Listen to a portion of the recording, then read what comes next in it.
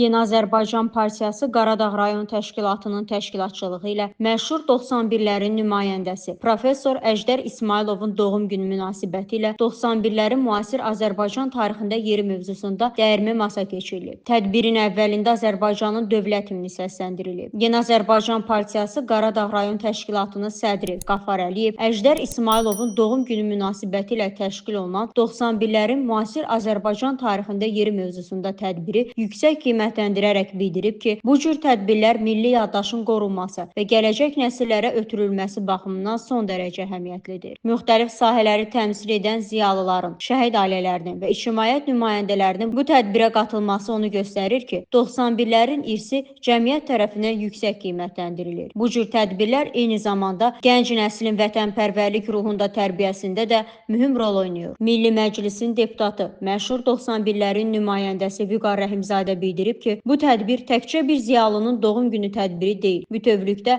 Azərbaycanın dövlətçilik tarixində silinməz iz qoymuş bir zümrənin, 91-lərin fəaliyyətinə verilən yüksək dəyərin göstəricisidir. Əjdər İsmayılovun timsalında bugün 91-lərin tarixi xidmətlərini yada saxlamaq, bu mirası gənc nəslə ötürmək olduqca vacibdir. Belə tədbirlər yalnız keçmişi xatırlamaq üçün deyil, eyni zamanda gələcək nəsillərə, vətənə, dövlətə və milli kimliyə sadiqliyin nə demək olduğunu anlatmaq baxımından bir vasitədir. Bu tədbirdə səslənən çıxışlar, təqdim olunan arxiv materialları, iştirak edən gənclərin və ziyalıların fəallığı sübut edir ki, Əjdər İsmayılovun timsalında 91-lərin ruhu bugün də yaşayır və yaşamaqda davam edəcək. Qaradağ rayon İcra Hakimiyyətinin şöbə müdiri, məşhur 91-lərin nümayəndəsi Munis Bayramov bildirib ki, Əjdər İsmayılov 91-lərin fəal və cəsarətli üzvlərindən biri kimi Azərbaycanın taleyüklü dönəmində əsl ziyalı mövqeyi sərgiləyib və xalqın dövlətin mənafeyini hər şeydən üstün tutub. Əjdər İsmayılov təkcə bir ziyalı deyildi. O, milli ideallara bağlı bir şəxsiyyət, gənc nəslin formalaşmasında əvəzsiz rolu olan müəllim, dərin bilik və intellekti ilə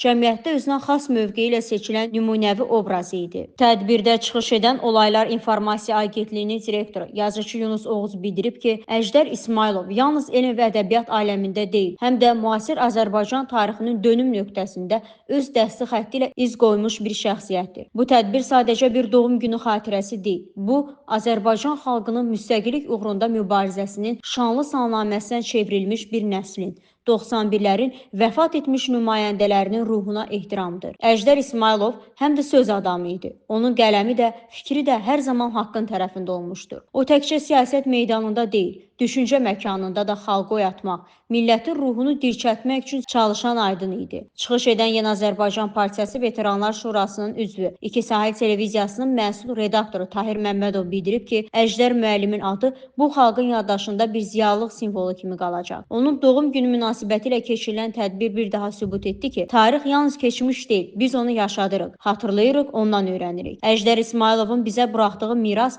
yalnız imza atdığı müraciət deyil, həm də Azərbaycançılıq düşüncəsinin, vətənə sədaqətin canlı nümunəsidir. Zaman hər şeyi unudur, amma xalqın yaddaşı bəzi adları həmişə qoruyur. Əjdər İsmayılovun oğlu Cavid İsmayıl bildirib ki, atası haqqında danışmaq onun üçün həm böyük qürur, həm də dərin məsuliyyətdir. Bugün onun doğum günüdür.